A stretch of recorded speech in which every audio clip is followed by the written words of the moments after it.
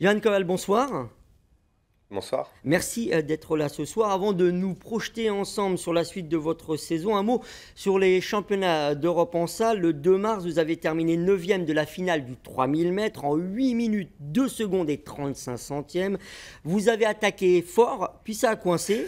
C'était une tactique audacieuse pour n'avoir aucun regret lors de cette finale. Ben voilà, exactement. Pour moi, le chrono et la place sont vraiment symboliques. J'ai plus de 30 sélections en équipe de France. Aujourd'hui, je suis plus là pour rester en arrière de course et attendre que ça se passe. C'est une course qui me convenait pas au niveau du rythme et de l'allure. Mais je me suis dit, qu'est-ce que je fais? Je reste et j'attends ou je passe devant.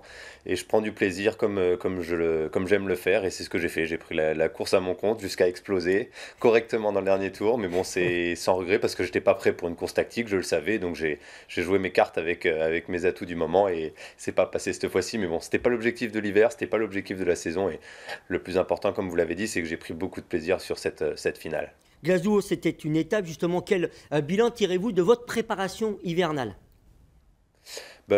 C'était avant tout prendre les courses les unes après les autres. C'est ce que j'ai fait. J'ai fait une course en salle, puis une deuxième, puis les championnats de France. Et après, on s'est décidé d'aller aux championnats d'Europe. Donc, je vous dis, 3 semaines avant, on ne savait pas qu'on allait participer sur ces Europes.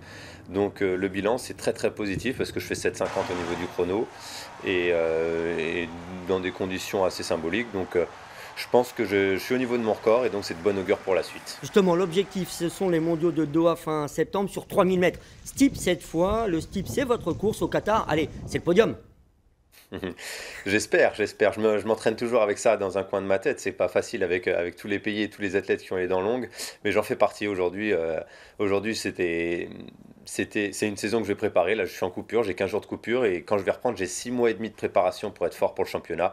6 mois et demi, il peut se passer beaucoup de choses. Donc, je suis ambitieux. En tout cas, je me prépare pour ça et j'ai envie de terminer sur piste cette année aux Mondiaux, l'an prochain aux Jeux Olympiques avec une médaille autour du cou et peu importe la couleur, mais au moins une belle médaille.